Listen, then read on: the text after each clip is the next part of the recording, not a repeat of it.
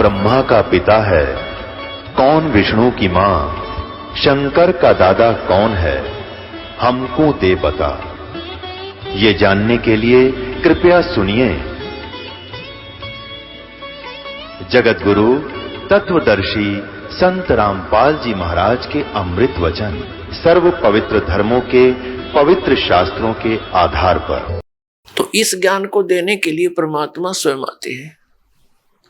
जब हम यहां दुखी देखे उस परमात्मा, क्योंकि जिसके बच्चे बेटा बेटी दुखी हो जाते हैं वो माता पिता चैन से नहीं रह सकते। पार ना बसावे वो अलग बात है, लेकिन रो तो सकते ही हैं। तो इसी प्रकार वो पिता हमारे लिए रो रहा है कि ये कहां फंस गए जाके इस नकली के। ये भगवान है, हाहाकार मचा हुआ है। एक वर्ष वर्षा ना कर परम पिता, या मर जाए सारे तड़प के। तो पुण्यात्माओं, ऐसे लोक में हम रह रहे हैं और निश्चिंत, क्योंकि हमें पता नहीं कि कोई और स्थान भी है जहां हम जा सकते हैं और वहां जाने की विधि कौन सी है। तो जब तक हम ये ज्ञान प्राप्त नहीं करेंगे कि कौन भगवान है, कहां से हम आए हैं, या क्यों मर और जन्म रहे हैं, एक सेकंड का कोई किसी को विश्वास नहीं। क्या बिजली गिर जा किसी ऐसे बसे बसाए घर पे, और बाकी के अपने आप को सुरक्षित समझते हैं। तो बाकी जो शेष सुरक्षित समझते हैं उन्होंने अपना क्या प्रोटेक्शन कर रखा है जो उन्होंने नहीं कर रखा था। तो वो प्रोटेक्शन भी दास बताएगा आपको कि कौन सा प्रोटेक्शन करने से आप पर ये घटनाएं नहीं घटेंगी। लेकिन यहां रह जाना भी मूर्खता ही होगी। फिर अब वो समय आ गया है कि हम उस लोक को जा सकते हैं जहां से हम बिछड़े हुए हैं, जहां हमें सब सुविधाएं उपलब्ध हैं। और वो लोक है सनातन परम धाम, यानी सतलोक, सचखंड। वहां जाकर के हम सुखी हो सकते हैं। तो जो प्रसंग चला है कि हम अलग अलग बना दिए इस काल ने, ये अब कलयुग में ही क्यों बनाए? पिछला इतिहास देख लो, कोई अलग मजहब था ही नहीं। जब परमात्मा को पता लग गया कि ये घने दुखी हो गए मेरे बच्चे, अब वो यहां इसलिए आना पड़ा क्योंकि यहां काल भगवान ने अपने तीनों पुत्रों रजगुण ब्रह्मा, सतगुण विष्णु, तमगुण शिव जी के अंदर एक एक गुण बना के युक्त कर दिए। जैसे मिर्च होती है, मिर्च उस गुण युक्त है, और जब मिर्च का छौंक लगता है रसोई में, किचन में, तो वहां से उसकी निर्गुण यानी निराकार इफेक्ट दूसरे कक्षों में भी होता है, दूसरे कमरों में बैठे हुए सदस्यों को भी होता है, और छींकें आनी शुरू हो जाती हैं। ना चाहते हुए भी, रोकने से भी नहीं रुकती, वो छींकें अपने आप आनी शुरू हो जाती है। इसी प्रकार इस काल भगवान ने अपने तीनों पुत्रों को एक एक गुण युक्त बना दिया। इनकी अलग से राजधानी ऊपर बना रखी है इस ब्रह्मांड में। वहां ये रहते हैं, लेकिन वहां से इनकी जो तरंग है वो हमें यहां आकर प्रभावित रखती है। तो जिस कारण से हम परमात्मा को भूल गए। बच्चा जब तक गर्भ में रहता है वहां इसके ऊपर तीन गुणों का प्रभाव नहीं रहता, और जो ये माँ के शरीर से, पेट से बाहर आता है, आते ये तीनों गुण ऑटोमेटिकली प्रभाव कर देते हैं, अचेत हो जाता है। इसको नए सिरे से समझाया जाता है, तू कौन है, ये तेरा पिता कौन है, तेरी माँ कौन है, तेरा भाई कौन है। इस तरह की पढ़ाई पढ़ा के काम चलाओ, इसको तैयार करते हैं। फिर परमेश्वर आते हैं स्वयं उस तत्व ज्ञान को प्रदान करने के लिए, और हमें ये बताने के लिए कि तुम यहाँ के वासी नहीं हो, तुम यहाँ काल के भयंकर लोक में रह रहे हो। तो पुण्यात्माओं, ये ज्ञान परमात्मा सतयुग से ही बताना शुरू करते हैं, लेकिन सतयुग त्रेता द्वापर में हम परमात्मा के इस ज्ञान की तरफ ध्यान नहीं देते। कारण क्या है? तो वो कारण बाद में बताएंगे, पहले हम जिस प्रसंग पर चले हैं इसको दोबारा लेते हैं। तो परमात्मा ने देखा कि मेरे बच्चे बहुत बुरी तरह दुखी हो रहे हैं, यहाँ रजगुण के प्रभाव से हम श्री ब्रह्मा जी रजोगुण के कारण हम संतानों उत्पत्ति करते हैं, विवश है, जीव के बस की बात नहीं, चाहे कितनी बात बनावे। इसके आगे खुद शंकर भगवान भी फेल हो गए, जो भगवान की संज्ञा में हम लिया करते थे। ये बाई फोर्स सब क्रियाएं हमसे करवा रहा है। फिर एक दूसरे में मोह ममता, भाई बहन, पति पत्नी में, माता पिता के अंदर, संपत्ति में, ये मोह जो उत्पन्न होता है, ये एक ऐसा अनविजिबल रोप है, ये अदृश्य रस्से बांध रखे हमारे, ये जीव के बस का नहीं से दूर हो जावे। इसको सतीथी बोलते हैं। और तमोगुण से आप परिचित हो, जरा सी बात पर झगड़ा हो जा, लट्ठम लट्ठा गोली चल जा, ना जाने कितने आदमी मर जा। और ये संहार करने में की सेवा इसको दे ही रखी है अपने पुत्र को, काल भगवान ने शिव को, तमोगुण शिव को। तो पुण्यात्माओं, परमात्मा जब वहां आए, उन्होंने देखा कि मेरे बच्चे बहुत बुरा हाल हो रहा है, और ऊपर से इसने क्या बना रखा है कि इसको एक श्राप लगा हुआ है। किसको? ब्रह्म को। इसने सतलोक में एक गलती की थी। इस दुर्गा को, जिसको देवी कहते हैं, आदि माया भी कहते हैं, इसने बदतमीजी की थी इसके साथ। और इसने, दुर्गा ने काल भगवान के पेट में ये चली गई थी सूक्ष्म रूप बना के। इसने इसके साथ बदतमीजी की थी, इसके साथ बलात्कार करने की कुचेष्टा की थी, और बार बार समझाने से भी नहीं माना था।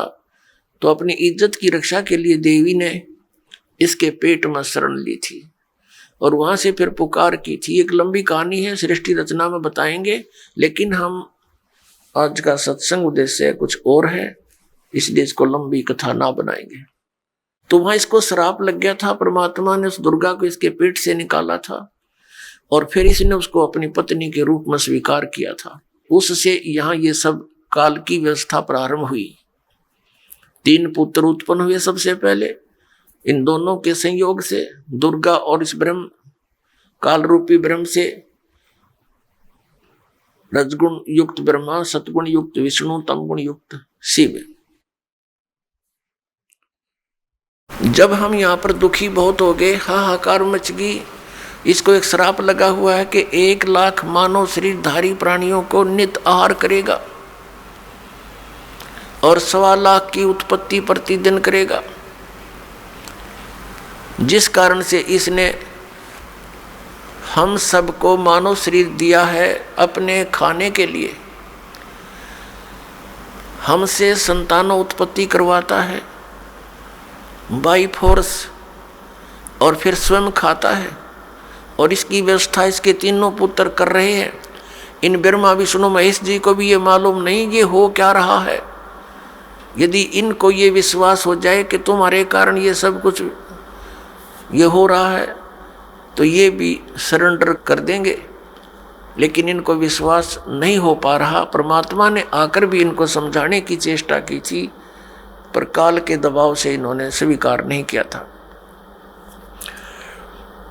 इसको मानव शरीर धारी प्राणियों के सूक्ष्म शरीर को तपस्या पर भून कर खाता है ये उनको, यानी मनुष्य के पूरे जीवन में जो भी ये प्राणी खाता है, पीता है, व्यसन करता है, उसका सूक्ष्म अंश सूक्ष्म शरीर के अंदर लिप्त हो जाता है।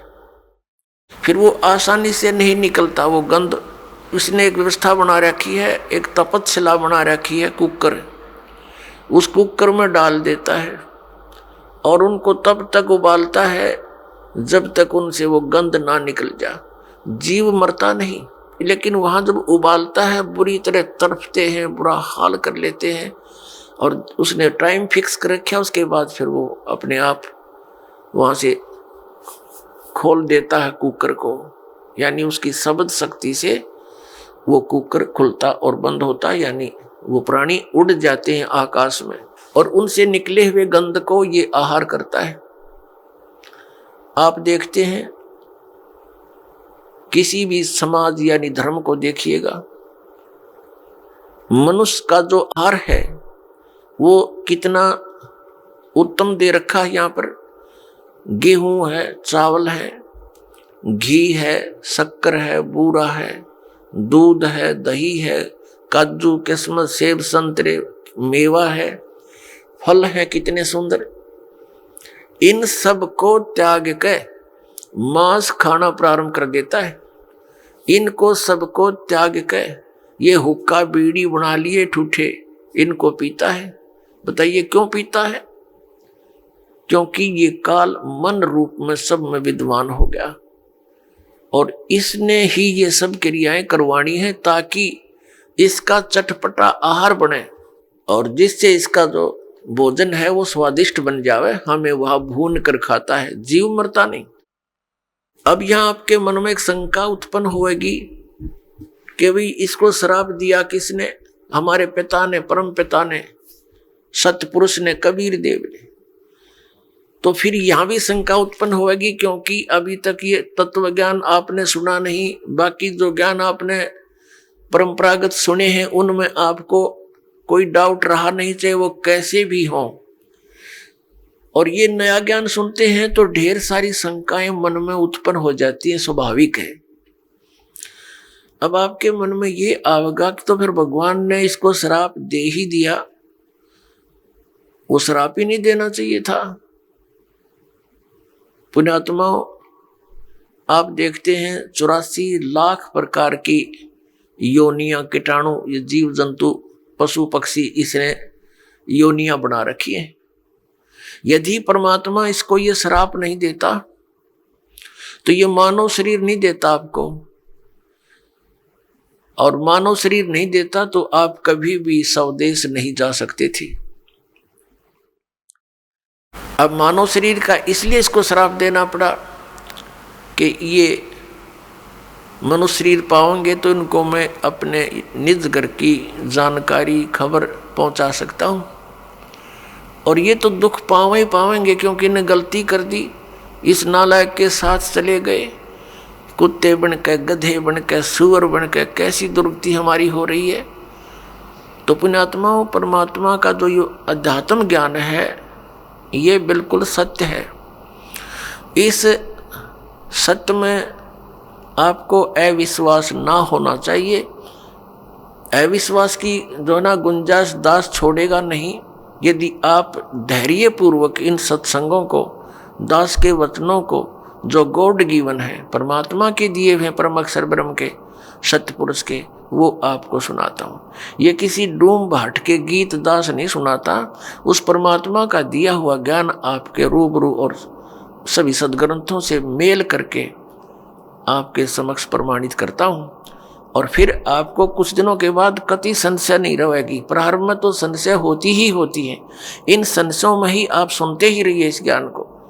इन्हीं से, इस सुनने से, इस सत्संग के सुनने से आपके संशय नाश हो जाएंगे, बिल्कुल संशय नहीं। तो कहने का भाव ये दास का है कि पहले हमारा कोई मजहब नहीं था, अब ये इतने धर्म बन गए। पहले एक केवल मानव धर्म था, सभी वेदों में वर्णित विधि अनुसार साधनाएं करते थे, जैसा भी उनके गुरु लोग बताते थे। तो उसका कारण कहां से प्रारंभ हुआ?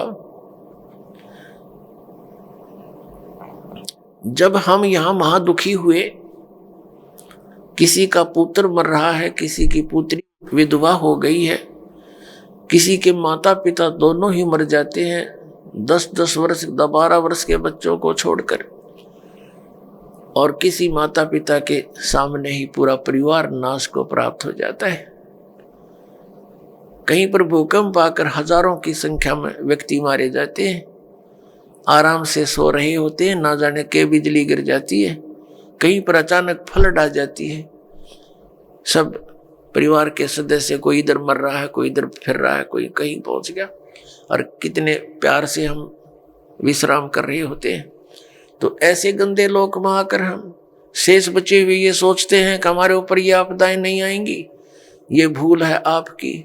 आज तो हम रोज मौत को साथ लिए फिरते हैं, सफर हम करते हैं। 90% व्यक्ति आज सफर में रहते हैं, 80% चाहे कोई मोटरसाइकिल पे, चाहे कोई अपने किसी कारण से भी गाड़ी में, तो ये तो मौत साथ चल रही है हमारे पैरेलल। हम ऐसे लोक में रह रहे हैं, परमात्मा को दया आई कि चल इन नालायकों को फिर बता देता हूं कि आ जाओ वापस यहां पर, तुम सदा सुखी हो जाओगे। अपने आत्माओं, जब परमात्मा वहां तपतशिला के ऊपर आया जहां ये प्राणियों को भून रहा था, इसका कुकर चल रहा था, वहां पर जब वो परमेश्वर हमारे पास आकर खड़े हुए, हमारे पिता, वो इतने समर्थ शक्ति है, इतने शीतल भगवान है, उनको सोम की उपाधि दी जाती है। सोम माने चंद्रमा, चंद्रमा जैसे शीतल, यानी ये तो एक उदाहरण है, लेकिन वो तो बर्फ से भी शीतल है। तो कहने का भाव ये, जब हमारे पास आकर खड़े हुए, जब वो तपतशिला पर जल रहे थे 1 लाख प्राणी, उनमें ऋषि भी थे, मैं ऋषि भी थे, गुरु भी थे, शिष्य भी थे, आम जनता के व्यक्ति भी थे। परमात्मा के वहां उपस्थित होते ही उस तपतशिला यानी पत्थर की टुकड़ी को शिला बोलते हैं। एक तई के, बहुत बड़ी तई के समान है। बाकी सूक्ष्म शरीर जो होता है वो ज्यादा बड़ा नहीं होता, अपने अंगूठे के साइज का रह जाता है, आकार ज्यों का त्यों रहता है। जिस भी शरीर से आप निकल कर गए हो, जब तक आपको दूसरे शरीर में नहीं डाल देता, नहीं आपका दूसरा शरीर नहीं मिलता, तब तक आपका वैसा ही शरीर रहेगा, चाहे आप पितर रूप में रहो, चाहे भूत रूप में रहो, या वैसे भटकते रहो कहीं पर, या स्वर्ग आदि में रहोगे। स्वर्ग के अंदर जाने के बाद फिर आपको नए सिरे से शरीर मिलता है, वहां अलग से शरीर फिर आपका बहुत लंबा चौड़ा और बड़ा बन जाता है। तो कहने का भाव यह है कि रहेगा आकार मनुष्य का ही। तो जब ये दूसरे शरीर में पशु पक्षी के चला जाता है, तो फिर उस पशु वाला ही शरीर आपका रहेगा। जब उससे निकल जाएंगे तो नेक्स्ट में प्रवेश होगा तो उस जैसा ही हो जाएगा। फिर मनुष्य शरीर में आएगा तो मनुष्य जैसा ही, मनुष्य के अंदर जो आपका जीव आएगा उससे निकलेगा तो फिर भी वो मनुष्य जैसा ही रहेगा, ऐसा होता है। तो इसको ये बहुत थोड़े ही स्थान पर लाखों की संख्या में बैठ सकते हैं। एक शरीर में जैसे किसी बहन भाई में देखा, प्रेतों की पूरी मंडली की मंडली प्रवेश हो जाती है, वो सूक्ष्म शरीर होता है उनका। एक एक में 20-20, 30-30 प्रवेश हो जाते हैं। ये भूत यानी सूक्ष्म शरीर इतना छोटा ही होता है, ये बड़ा भी हो जाता है और घटता घटता इसको बहुत सूक्ष्म छोटा भी बन सकता है, ऐसा आ जाता है। इस अंगूठे से भी छोटा बन जाता है, यानी इसमें एक ऐसा तत्व है जो सूक्ष्म ही है। अब उसका क्या आपको प्रमाण दें? जैसे जो भक्त इस दास से उपदेशी हैं, परमपिता की यथार्थ भक्ति कर रहे हैं, उनकी आंखों के सामने कुछ भक्ति के लक्षण दिखाई देते हैं। ऐसे सूक्ष्म हैं वो, तार से दिखाई देंगे, कुछ और भी बहुत सी ऐसे नजर आएंगे। वो इतने सूक्ष्म होते हैं, वो आपके भक्ति के परिणाम हैं, लक्षण हैं। आपकी कितनी भक्ति बढ़ गई है वो उसका, वो समझ लो पैमाना है। और वो इतना सूक्ष्म है कि आप जैसे बस में बैठे हो या गाड़ी में बैठे हो अपनी कार में, और शीशा बंद हो, उस ग्लास से देख रहे हो तो शीशे के बाहर भी दिखेगा आपको, यानी शीशे को भी पार कर जाता है। और अंदर देखोगे तो यहाँ निकट से निकट भी बहुत छोटा भी हो जाता है। तो इस टाइप का सूक्ष्म शरीर होता है जो यहाँ की दूरबीन सूक्ष्मदर्शी या फोटो कैमरे में नहीं आ सकता। वो सूक्ष्म ऐसा होता है शरीर। तो पुण्यात्माओं, कई भक्त, कई बहन भाई चिंतित हो जाते हैं। दास बहुत बार समझाने की चेष्टा करता है, ध्यान रखा करो, एक दूसरे को बता भी दिया करो। अगर कोई इस शंका में हो कि मेरी आंखों के सामने पता नहीं क्या दिखता है, डॉक्टर के पास गया, डॉक्टर कहने लगा ऑपरेशन करवा ले, और डॉक्टरों के पास क्या है, ऑपरेशन करवा ले, वह धुंधला दिखा, धुंधला नहीं दिखता। वो हम देखेंगे ऐसे जैसे कोई मच्छर सा घूम रहा है, कोई मक्खी घूम रही है, ऐसे काले काले से, कुछ और तरह के भी। वो तो जैसी जिसकी भक्ति बढ़ती चली जाएगी, वो आपकी भक्ति का पैमाना जैसा अंजन आंजिए चश्मों में दिखंत, जैसी भक्ति करेगा तेरी आंखों के सामने आपको अपनी भक्ति की कमाई दिखने लग जाएगी। ये आपका एक वो होगा, भक्ति का पैमाना होगा। आपका बैंक बैलेंस समझ लो, आप देख रहे हो सामने, तो वो घबरा जाते हैं, हमारे पास भी प्रार्थना करते हैं, जी ऐसा पता नहीं आंखों में क्या हो गया, मुझे तो चिंता बनी हुई है, ऐसे देखते हैं पता नहीं क्या दिखाई देता है, सोचते हैं ना देखूं फिर भी दिख जाता है। फिर उनको समझाते हैं कि ये आपकी भक्ति की कमाई दिखाई दे रही है, ये नहीं है तो आपका माइनस आपकी भक्ति, फिर भक्ति चली नहीं आपकी। इसे आपकी भक्ति संग्रह होगा, वो धन वो दिखाई दे रहा आपको, बाहर है वो अंदर दिखता है, उसका रिफ्लेक्शन बाहर आपको, तो संतुष्ट होते हैं। तो पुण्यात्माओं, ये वो भक्ति है कि आपको आपके समस्त दिखाई दे रही होती है, तो घबराना नहीं होता। तो प्रसंग ये आता है कि वहां तपशिला के ऊपर फिर वो उनको भून रहे थे, परमात्मा आकर खड़े हो गए। वो तपशिला तो ज्यों की तो गर्म है, बहुत ज्यादा उसका जो है टेम्परेचर है, तापमान है, लेकिन परमात्मा के वहां पहुंचते ही वो उसकी जो आंच है, उसकी आंच जो है उन तपशिला पर पड़े हुए गिरे हुए उन प्राणियों को प्रभावित नहीं कर रही थी। तो जैसे आपके सिर में दर्द हो तेज, तो आपका बोलने भी दिल ना करे, चाहे कितना प्यारा व्यक्ति बैठा हो, और जब वो दर्द ठीक हो जाए खूब बतलाओ घंटों तक, तो ऐसे उनकी वो पीड़ा खत्म होगी तो सब बैठ गए ऐसे। और देखा, उन्हें सोचा भगवान आ गया, और कहा हे भगवान, उन्हें सोचा तो ये था कि यहाँ भगवान आ गया, और वो आ गया रियल भगवान, रियल गॉड आ गया वहां पर। उसने कहा, सब प्राणियों ने पूछा, हे परमात्मा, हम अब यहाँ कौन से कर्म का दंड भोग रहे हैं? क्योंकि यहाँ हमने विधान का पता है कि जैसे कर्म करेगा वो भोगने पड़ेंगे। यदि पाप करोगे तो पाप भी भोगने पड़ेंगे, पुण्य करोगे तो पुण्य भी प्राप्त होंगे, या जैसा कर्म करोगे वैसा ही मिलेगा। और परम पिता परमात्मा परम अक्षर ब्रह्म सत्य पुरुष कबीर साहिब का विधान है कि यदि उनकी सत भक्ति करोगे तो आपके पापों का नाश कर दिया जाएगा। पाप आपको भोगने नहीं पड़ेंगे, लेकिन भविष्य में गलती ना करना, एक कंडीशन भी साथ रखी जाती है। तो वहां जब वो प्राणियों ने पूछा कि हे भगवान, हम कौन से कर्म का दंड भोग रहे हैं, तब परमेश्वर ने कहा कि ये कर्म जिसका तुम यहाँ दंड भोग रहे हो, ये कर्म तुम्हें इस काल के लोक में नहीं किया, यो किया था सतलोक में, और वहां तुमने ये ऐसी गलती की थी जिस कारण से आप ये दंड भोग रहे हो।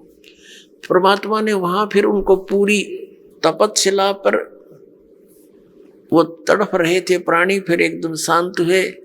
उनको परमेश्वर ने पूरी सृष्टि रचना सुनाई और कहा कि तुम सभी सतलोक में रहा करते थे, वहां कोई कष्ट नहीं था, वहां जन्म और मृत्यु नहीं थी, तुम्हारा परिवार था वहां पर, अलग अलग आपके भिन्न भिन्न वहां पर मकान हैं, आपके वो खाली पड़े हैं।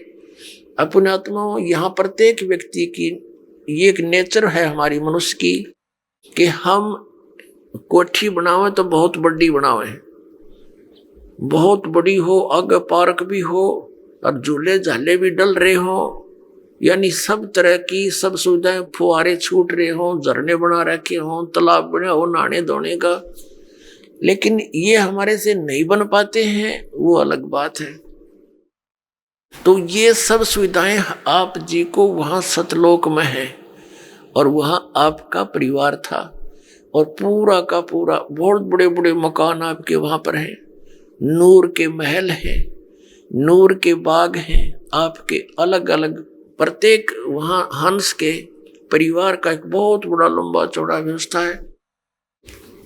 और वहां सदाबहार बाग बगीचे हैं, वहां पर सब अमृत आहार है, दूध और दही आदि के वहां सरोवर भरे रहते हैं। अपना आत्मा, वहां कोई भी पदार्थ खराब नहीं होता। जैसे ये गंगा एक दरिया है अपने भारतवर्ष में, इसका जल कभी खराब नहीं होता, और आज तक वैज्ञानिक ये अपने आप में सोचे हैं भगवान है नहीं, ये नहीं बता सके कि ये क्या कारण है। हिमालय से कितनी दरियाएं आ रही हैं, उसके जल को कितने दिन रखो आप खराब नहीं होता। ये एक सैंपल है सतलोक के पदार्थ का।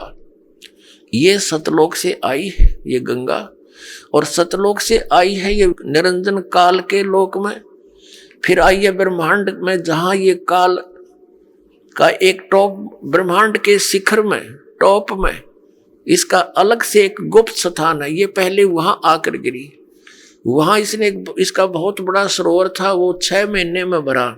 वहां से फिर आई विष्णु के लोक में, वहां का सरोवर भरा। उसके बाद फिर आई है शिव के लोक में, यहाँ जो इस काल का पुत्र है शिव, उस शिव के लोक का भी एक जटा कुंडली डैम है, एक बहुत बड़ा सरोवर है, वो 6 महीने में फुल हुआ वो भी। फिर वहां से फिर ये ओवरफ्लो होकर वहां से चली, वहां से आ रही है। ये इसके आने का तरीका दूसरा है। जैसे समुद्र से यहाँ वर्षा जो होती है, तो समुद्र का जल कैसे वहां से चलता है, वाष्प बनकर उठा, बादल का रूप धारण किया, करोड़ों टन जल ऊपर आकाश में बगैर किसी सपोर्ट के उसका रूप बदल दिया परमात्मा ने। बादल का रूप बन रहा है, करोड़ों टन वाटर है और आराम से आसमान में निरालंब है, और फिर आके बरसन लग गया। तो ऐसे ही ये वहां से सूक्ष्म रूप से गंगा वहां से शिव के लोक से गिरती है, वाष्प रूप धारण करती है। इसकी वाष्प का एक निर्बाध वे है, वो सीधा आकर के हिमालय के उस स्थान पर आकर बर्फ रूप में बन जाती है, और वहां से मेल्ट होकर के वो कंटिन्यूस नीचे आ रही है।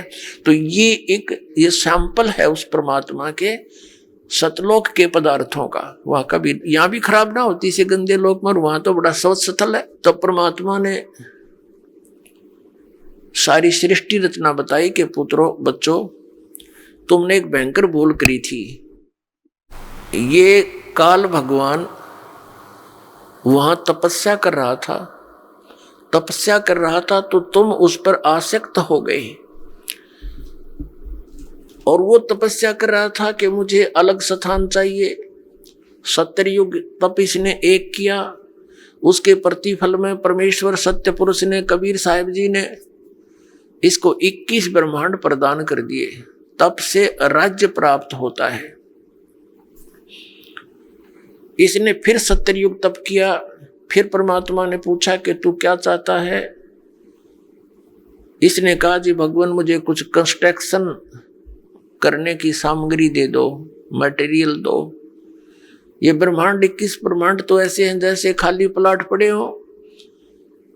परमात्मा ने इसको 5 तत्व और 3 गुण प्रदान कर दिए कि ले तू अपना खेल ले खिलौना। तो इसने सोचा कि कंस्ट्रक्शन भी कर लूंगा, मकान बना लिया प्लाट में, फिर मैं अकेला इनमें करूंगा क्या, मेरे साथ कुछ प्राणी भी होने चाहिए। इसने फिर तप शुरू किया। तब इसने क्या मांगा कि भगवान मुझे कुछ जीव दे दो। 64 युग जब तप कर लिया, परमात्मा ने पूछा कि अब क्या चाहता है, 2 मांगा तुझे मैंने दे दिया। तब इसने कहा कि परमात्मा कुछ आत्माएं दे दो, मेरा अकेले का दिल नहीं लगता। तब परमेश्वर ने कहा था देखो भाई, तेरे तप के बदले में और कोई प्लाट चाहिए ले ले, लेकिन ये आत्मा मेरी अंश है, नहीं दूंगा, क्योंकि ये सब मेरे ही शरीर से उत्पन्न हुई है, मेरे वचन से उत्पन्न हुई है, मेरे बच्चे हैं। अपने आत्मा जिसका लाग गया वो जाने।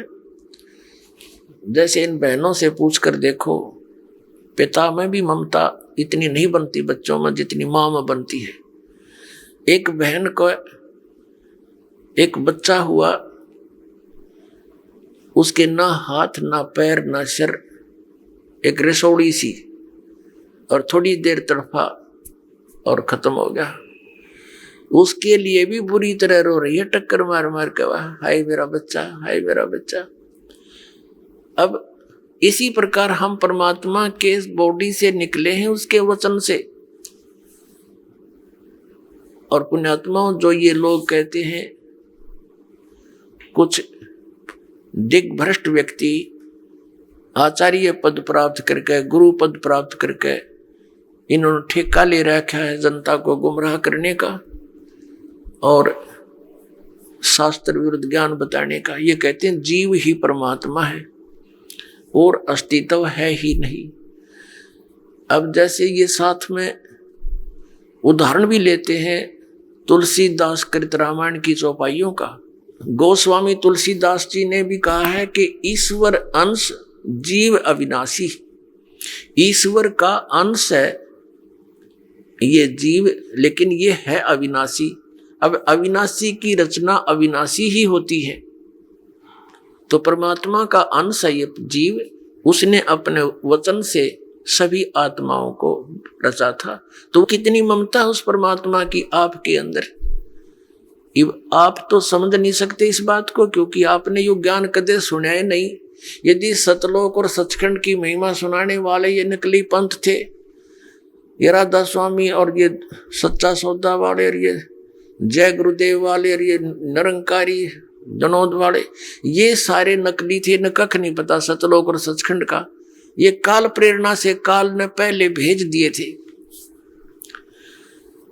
कि इतना रोड़े रड़ा दूं उस सतलोक और सचखंड के ज्ञान को कि कोई सच्चाई बताने वाला आवे सतलोक तय तो इनका पल्ला पड़ा ही नहीं, कुछ भी इनके गले उतरे नहीं।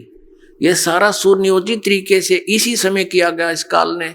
ये दास ये इसका कंसेप्ट क्लियर करना चाहता है कि ये अब ये सारा अड़ंगा के ऊपर अड़ा दिया, कैसे अड़ गया, ये इतने पंथ बन गए और इतने श्रद्धालु उनके चिपक गए, कोई ज्ञान ना ध्यान उनका, क्योंकि ये काल प्रेरणा से और काल के प्रभाव से, मन काल है सबके अंदर और ये काल मन के रिपोर्ट से चलता है, ये मन काल के रिमोट से।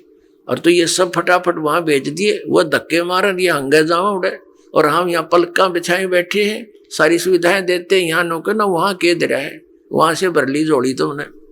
कोई 20 वर्ष धक्के खा के, कोई 30 वर्ष धक्के खा के नास्तिक होने के कागार पे पहुंच गया मानो। तो परमात्मा ने कहा कि भाई ये मेरी आत्मा है, ये मैं नहीं दे सकता तेरे को किसी कीमत पर भी, ना तेरी किसी जपते ना तपते। फिर मालिक को पता था कि हम उस लोक में रहने योग्य नहीं रहे थे। क्यों नहीं रहे थे? क्योंकि जब ये तपस्या कर रहा था, ये एक पैर पे खड़ा था और हम इस पर आसक्त हो गए। ओह देख कितने दिन हो गए इसको यहाँ खड़े रहे, ओह, यानी हमारी इसके अंदर एक कसक बन गई, ये एक बुराई हमारे घर कर गई। हमने अपने पिता से, अपने मालिक से हृदय हटा दिया और इसके अंदर जोड़ दिया। वो अंतर्यामी है, सब जानते थे, वो ये भी जानते थे कि ये मरेंगे, इनकी बिरान मट्टी हो जाएगी जब वहां चले गए। तो उन्होंने, परमेश्वर ने हमें सतर्क किया बार बार आकाशवाणी करके, कहा कि भाई आप मस्त रहो, किसी की क्रिया को मत देखा करो, जो जैसा कर रहा है उसको वैसा ही फल मिल जाएगा। मत देखो इसके इस ड्रामेबाजी को। हम ऊपर से तो सावधान हो गए, अंदर से कसक नहीं गई और इतनी प्रबल कसक होगी कि हम एक बंधन में बंध गए इसके साथ, ममता से, मोह से। परमात्मा अंतर्यामी है, वो जान गए कि ये गए काम तय। तो फिर परमात्मा ने कहा कि भी एक बात सुन। अब परमेश्वर ने यह भी सोचा कि जहां अगर ये रहेंगे तो औरों को भी खराब करेंगे, इसके साथ जाने में ही यहाँ का हित है। जैसे पुण्यात्माओं, एक सेब विक्रेता है, सेब, और उसको कितनी प्यारी है वो सेब, एक सेब मानो 10 रुपए की होती है, और उन टोकरे में सेब के ढेर में एक सेब भी उसको खराब नजर आती है, तुरंत निकाल कर बाहर फेंक देता कूड़े में, कई नौरा ने भी फेंक खराब करेगी। वो उसका शत्रु नहीं, लेकिन उसको पता है कि और घना नाश कर देगी या मेरा एक इसके ऊपर चिपका लालच करता रहा तो वो देर नहीं करता, उसको निकाल कर तुरंत बाहर कूड़े में फेंक देता, फिर उसको सूअर खाते हैं। तो परमात्मा के हम कितने प्यारे थे, लेकिन हम उस सेब की तरह खराब हो गए, तो हमारा वहां से निकालना अनिवार्य हो गया था। अब क्या हुआ कि इस काल ने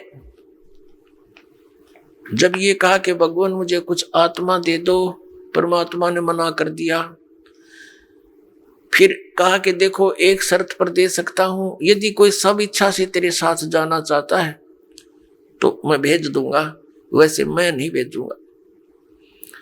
परमात्मा को पता था कि ये डटे भी ना डटे, ऐसी इनका चाव चढ़ रहा है, इसके साथ जाने का चाव लगा हुआ है, उमंग है, पता नहीं क्या लुटाएंगे वहां जाके। अपने आत्माओं यही बीमारी हमारे लगी थी जो आज विद्यमान है। ये जैसे हीरो और हीरोइन, अभिनेता अभिनेत्री अपने पेट के लिए चटक मटक करते हैं सारा दिन हैं, और ये नौजवान बालक इतने आसक्त हो जाते हैं कि वो मेरा फेवरेट हीरो है, वो मेरी फेवरेट हीरोइन है, और लेना एक न देना दो इनका। उनसे क्या मिलेगा उन फेवरेटों से इनको? अब जैसे यहाँ बरवाला में आ जाए कोई हीरोइन या हीरो है, ये फिल्मी नेता अभिनेता, ये देखो नौजवान बच्चों को जिसने भी पता चलेगा वही रोटी खाता होगा, रोटी खाता छोड़ दे मैंने खाना, और फट जो भाग लेगा अपना व्हीकल या जो भी साधन उपलब्ध है, और वहां देखेगा 1 किलोमीटर दूर खड़े न मंच के ऊपर, अन्नो देखे जाएंगे वो खड़ी, सारा दिन धक्के खा के वापस आ जा, कह दिया उस खड़े खड़ी ने तुम्हारे को। तो ये बीमारी हमारे सतलोक में लगी थी, इसके ऊपर हम आसक्त हो गए, वही एज इट इज आपके हृदय में आज भी वो वासना समाई हुई है। और इस काल ने वहां दुर्गा के साथ अकेली लड़की देखकर इसने उसके साथ बलात्कार करने की चेष्टा की थी, तो ये मन रूप में सब में विद्यमान हो गया। और यही दशा आज सभी प्राणियों की हो रही है कि 90% तो अवश्य इससे प्रभावित होते हैं। कुछ पुण्य आत्माएं हैं वो अपना बहुत विचार करके अपने मन को रोक लेते हैं, वो अलग बात है। तो कहने का भाव यह कि जो ये बुराइयां हमारे घर की इस काल के कारण, और जो वो ड्रामा हमने देखा उसके कारण हम इतने आसक्त हो गए। अपने आत्माओं, जब काल को कहा भगवान ने कि भी जा तू इनसे पूछ ले, जो तेरे साथ जाना चाहते हैं सब इच्छा से मैं भेज दूंगा। ये सृष्टि रचना सुना रहे परमात्मा दास, सिर्फ एक सिंपल सी सुना रहा। आज का जो विषय है कि ये मजहब क्यों बन गए और ये नकली पंथ क्यों चल गए, ये पहले ना चले, इस विषय को, इस कंसेप्ट को क्लियर करने के लिए अभी तो भूमिका बनाई जा रही है। ये सृष्टि रचना दास कंप्लीट नहीं सुना पा रहा है क्योंकि समय के अभाव से। तो अब बात यह है कि वो ये जो काल भगवान है, ब्रह्म सरपुरुष, ये हमारे पास आया और कहा कि पिताजी से मैंने तपस्या करके ऐसे ऐसे 21 ब्रह्मांड लिए हैं और 5 तत्व और 3 गुण प्राप्त कर लिए हैं, इनके द्वारा वहाँ ऐसे बनाऊंगा, वैसे बनाऊंगा, स्वतंत्र रहा करेंगे वहां पर। हम तो पहले ही तैयारी थे, हमने सबने कहा कि देखो हम आपके साथ चलने को तैयार हैं, लेकिन पिताजी की आज्ञा मिल जाए तो चल सकते हैं। तो उसने आकर के परमात्मा से बताया कि हे प्रभु, कुछ आत्माएं मेरे साथ जाने को तैयार हैं, आपकी आज्ञा चाहते हैं। परमेश्वर कहने लगा मेरे साथ चल, मेरे सामने हाँ भरवा दे, मेरे सामने उनकी सहमति करवा दे, तब मैं भेजूंगा। परमात्मा और ये काल, ये ब्रह्म सरपुरुष, ये वहां आया। परमेश्वर ने पूछा भी जो भी इसके साथ जाना चाहते हैं हाथ खड़ा करो, स्वीकृति दो अपनी। अब परमात्मा के सामने सब लज्जित हो गए कि अपने मालिक के सामने कैसे कहें हम इसके साथ जाएंगे। नीचे गर्दन कर ली, सन्नाटा सा छा गया। तो परमेश्वर ने कहा कि देख भाई, तू तो कह रहा था तेरे साथ कुछ जाने को तैयार है, कोई बोल नहीं रहा, क्या तू झूठ बोल रहा था? तो उसी समय एक आत्मा खड़ी हुई और उसने खड़ा होकर कहा कि पिताजी मैं जाना चाहता हूं इसके साथ। अब उसके खड़ा होते फिर हमने सोचा कहीं ये अकेला लूट ले सारा कुछ, हम रह गए पीछे, तो हमने भी दोनों हाथ खड़े कर दिए। हम भी जैसे क्लास में बच्चे होते हैं ना, एक टीचर प्रश्न पूछता है तो डरता डरता पहले 1-2 हाथ खड़ा करा कर फिर सोचे कदे हमने पिटाई हो जा, हम भी कर, किसी ने कुछ नहीं आता वो भी हाथ खड़ा कर दिया कर।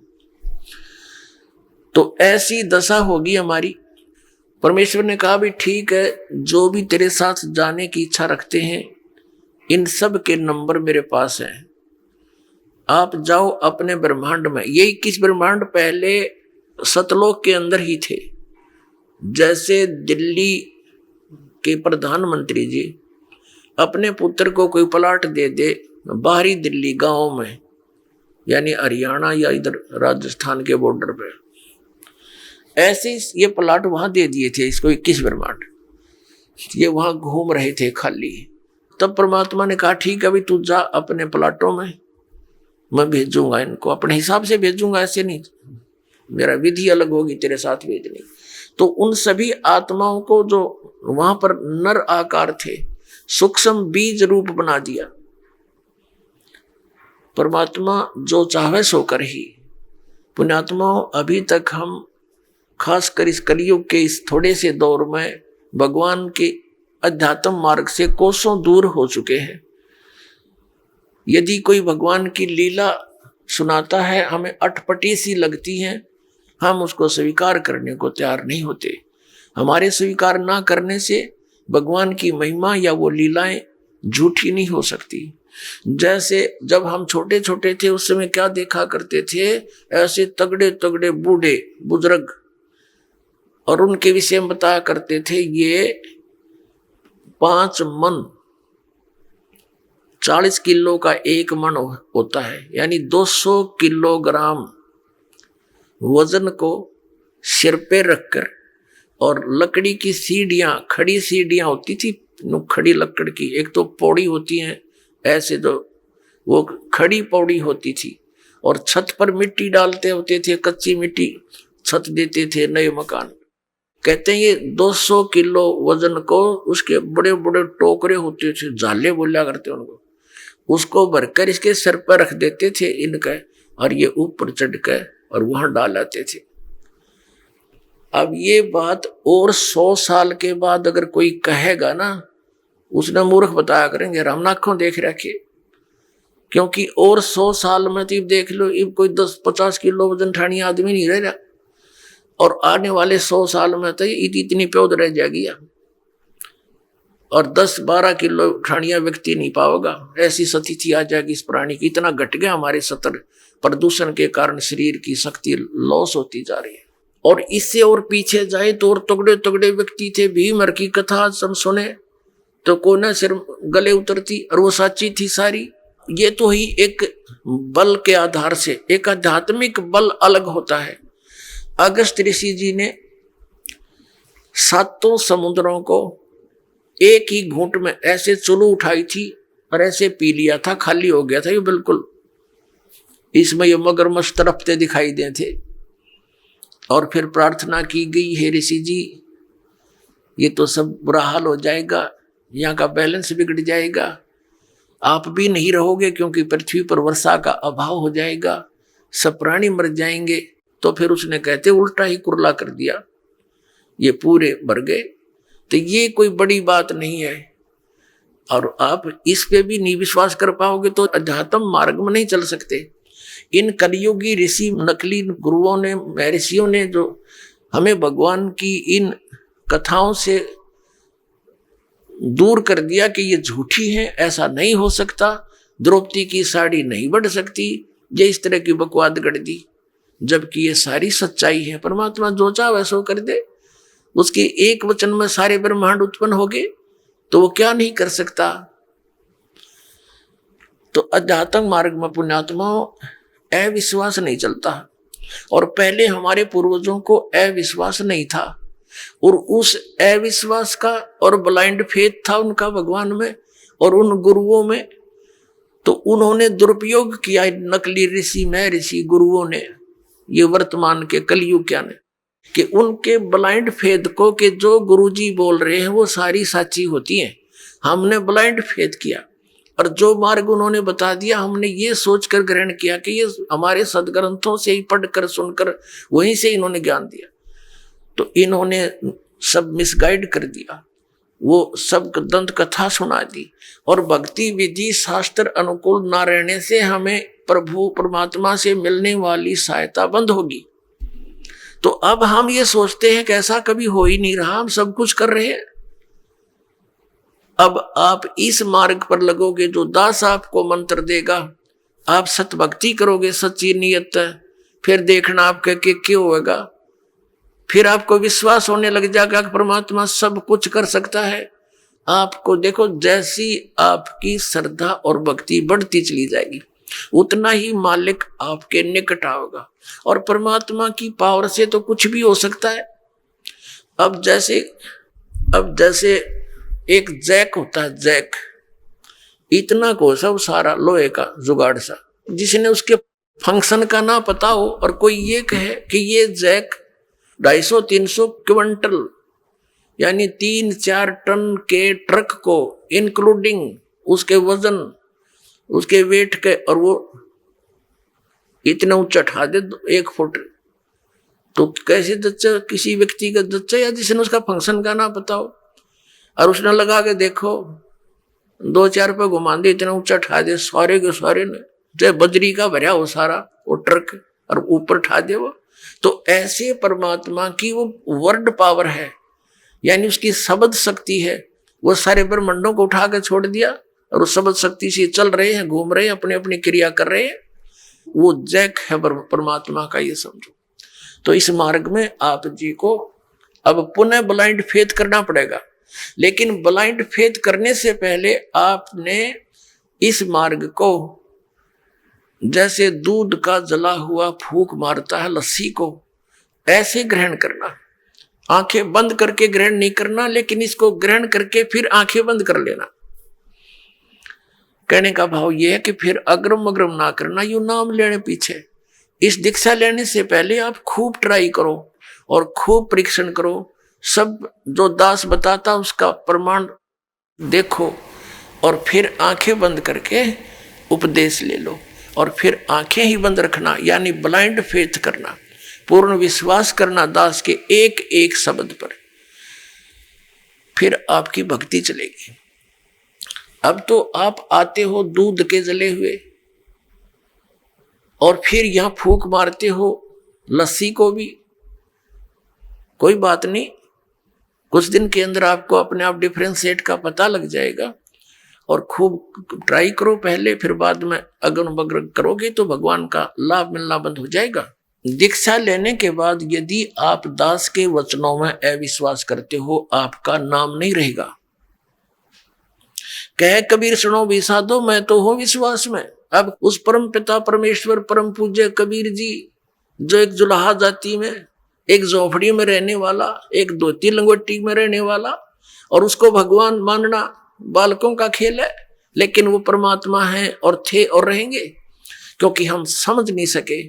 अब उसको कोई परमात्मा मान सकता है? जब दास ने प्रारंभ में कहना शुरू किया तो लोग मजाक किया करते थे कि देख यो भी दानक हो गया। अरे भले हुए कृति, हम तो लेट हो गए, दानक होने में हमने तो पहले होना चाहिए था, जब पता लग जाता था। कहने का भाव ये था कि दानक का अर्थ है कबीर पंथी। उस कबीर पंथ परमात्मा परमेश्वर के द्वारा दिए हुए वे ऑफ वर्शिप पे, उस रास्ते पर चलने वाले तो हमने पहले बन जाना चाहिए था। हमारे दादे परदादों ने बन जाना चाहिए था। वह भूत बने फिरे नकली संतों और पंथों, इन गुरुओं के शास्त्र विरुद्ध ज्ञान को सुन सुनकर अरीब उनके श्राद्ध निकलवावे, वह भूत बने फिरे आप खावे, क्योंकि तुम्हारे पिताजी स्वर्ग में दुखी हो रहे हैं। अरे स्वर्ग की तो हो गया जहां दुखी हो रहे हैं, लोग ना नरक में डलवा दिए उल्टी साधना करवा के, और फिर आप पेट भरे और श्राद्ध के तुम्हारे पिताजी खावे। वाह भाई वाह। तो कहने का भाव ये पुण्यात्माओं, शास्त्र विरुद्ध साधना करने से हम बहुत हानि उठा चुके हैं। उस दानक जुलाहे कबीर जी को और भगवान मानना, ये भी एक 8वां जुबा के 10वां जुबा समझ लियो, लेकिन वो भगवान है ही। हमारे ना मानने से उनकी वो प्रभुता समाप्त नहीं हो सकती, क्योंकि हम नहीं पहचान पा रहे लाल है ये, हमें विश्वास नहीं हो पा रहा, तो ये हमारी बाल बुद्धि का ही परिणाम है। लाल तो इतनी ही कीमत रखता है, वो लाल है, वो पूर्ण परमात्मा है, और वहां लीला करने के लिए सह शरीर आए थे, सह शरीर चले गए थे, और पूरा ज्ञान उन्होंने हमें बताया आकर के, जो दास आपको बता रहा। तो प्रसंग चल रहा है, हम उसी पर आते हैं। तो इसी प्रकार जब आप जी दीक्षा ले लेते हो, उसके बाद फिर दास जो वचन बोलता है और आपके मन में अविश्वास उत्पन्न होता है तो आप कमजोरी में आ चुके हो, क्योंकि आप कितने दिनों से भक्ति कर रहे होगे, जब से जन्म हुआ। पवित्र हिंदू धर्म में तो शायद कोई ही व्यक्ति ऐसा होगा नास्तिक जो भगवान नहीं कहता हो या उसको नहीं मानता हो। वैसे तो मुसलमान धर्म में भी भगवान अल्लाह वो सभी मानते हैं, ईसाई धर्म में भी मानते हैं, हिंदू धर्म में भी मानते हैं। और आप कितने दिन से ज्ञान सुनते आ रहे हो, और दास जो भी ज्ञान आपको सुना रहा है उनके एक पॉइंट को क्लियर करने के लिए 3-3, 4-4 प्रमाण देता है। और पहले आपने जो अज्ञान सुन रखा था उसका कोई सिर पैर नहीं और आपको स्वीकार्य था। अब ये क्यों अग्रम अग्रम इतनी हो रही है आपके माइंड में, काल को ये चिंता बनी रहती है कहीं ये इस मार्ग पर दृढ़ ना हो जा और इसका बेड़ा पार ना हो जा, तेरे हाथों से ना निकल जा। तो पुण्यात्मा, उपदेश लेने से पहले दास ने बहुत सुविधा उपलब्ध कर रखी है। जिन दिनों में सत्संग होता सत्संग सुन करो। फिर परमात्मा ने दया बख्श रखी है एक पवित्र टीवी चैनल पर, उसने साधना के ऊपर शाम को 8 बजे सत्संग आता है, वहां सुनते रहो। कहने का भाव ये है कि आप जी पहले कति कंसेप्ट क्लियर करो, जब आओ यहाँ पर और नाम लेकर फिर जो सही दृढ़ होकर आते हैं उनको कुछ चंद ही दिनों में परमात्मा की वो चमत्कार शुरू हो जाएंगे। क्योंकि कनेक्शन ले लिया बिजली का, कनेक्शन लेते ही आपके पंखे चलेंगे, सब कुछ ठीक चलेगा। यदि कनेक्शन लूज हो गया, ना पंखा चलेगा ना कोई और सुविधा उस पावर से होगी। जो पावर सत्र का काम है तो पावर से ही होगा। तो इस प्रकार आपका अगर कनेक्शन लूज रह गया, यानी आपका नाम खंडित हो गया, तो मालिक की पावर आपके घर पर या आपकी बॉडी में काम नहीं करेगी। इसके लिए परमात्मा ने बताया है कि अनंत कोटि बाजी जहां अमन रचे सकल ब्रह्मांड ही, कहे कबीर मैं क्या करूं ये काल करे जीव खंड। कि मैं इतना समर्थ हूं। परमेश्वर कबीर जी कहते हैं अनंत कोट बाजी जहां मन रचे सकल ब्रह्मांड। और कबीर साहब कहते हैं, आदरणीय गरीबदास साहिब जी को कबीर साहब ने ये ज्ञान दिया था, ये वाणी गरीबदास साहिब जी की है कि कबीर साहब ये कहते हैं, गरीबदास जी उसका समर्थन कर रहे हैं कि कबीर साहब ये कहते हैं कि मैं क्या करूं, युग काल मेरे से जीवों को खंड कर लेता है, इनके नाम खंड करवा के फिर मेरी पावर वहां काम कर नहीं सकती, ये ऐसा कर देता है। तो आप इसे सावधान हो। दीक्षा लेने में देरी हो जावे कोई दिक्कत नहीं, लेकिन लेने के बाद फिर ये समझ लेना हमें भगवान मिल गया। और फिर गुरु जी को परमात्मा के तुल्य मानना पड़ेगा, तब आपकी प्रॉब्लम सोल्व होएगी। भले ही पुण्यात्मा गुरु भगवान नहीं है, ये दास क्योंकि मालिक आए थे वो तो भगवान थे ही, वो भी गुरु थे, हमने उनको भी भगवान नहीं माना। लेकिन इस दास को आपने भगवान मानकर ट्रीट करना पड़ेगा, तब आपको सफलता मिलेगी। जैसे गणित के अंदर एक प्रश्न आता है ब्याज का, ऋण का। उस ऋण के अंदर क्या होता है कि हमने मूल धन खोजना होता है, बच्चों ने मूल धन प्राप्त करना होता है, वो प्रश्न ऐसा होता है। तो उसके अंदर मानना पड़ता है, मान लीजिए मूल धन 100 रुपये, वो मूल धन 100 रुपये होता नहीं, वो तो करोड़ों की संख्या में होता है। लेकिन वो करोड़ों की संख्या की राशि वाला मूलधन हमें तभी उपलब्ध होगा जब हम 100 रुपये को मूलधन मान लेंगे। अब समझदार को संकेत बतेरा, भले ही ये दास भगवान नहीं है, लेकिन उस मूल धन को पाने के लिए, यानी मूल मालिक को पाने के लिए आपने गुरु जी को एज ए गॉड ट्रीट करना पड़ेगा। यूं समझ ले कि मेरे सामने आज वो परमात्मा आ जाते हैं। इस दास के स्थान पर परमात्मा स्वयं भी आए थे। आज से 600 वर्ष पहले 120 वर्ष तक हमारे डले खाकर चले गए, हमारी गालियां खाकर चले गए, जूते खाकर चले गए, क्योंकि जिस बाप का बेटा शराब पी रहा हो और पिता जाकर उसको कहता महफिल में बेटा आजा तू ना नाश करे, तो वो झगड़ा कर देता पिता के साथ, हाथापाई भी कर देता है, एक तरह मेरी बेइज्जती कर दी, क्योंकि होश में है नहीं, नशे में। तो हमने यहाँ काल के इस झूठे रंग की भांग पी रखी है। कबीर ये माया अटपटी सब गट आन अड़ी, और किस किस न समझाऊं या कुआ भांग पड़ी।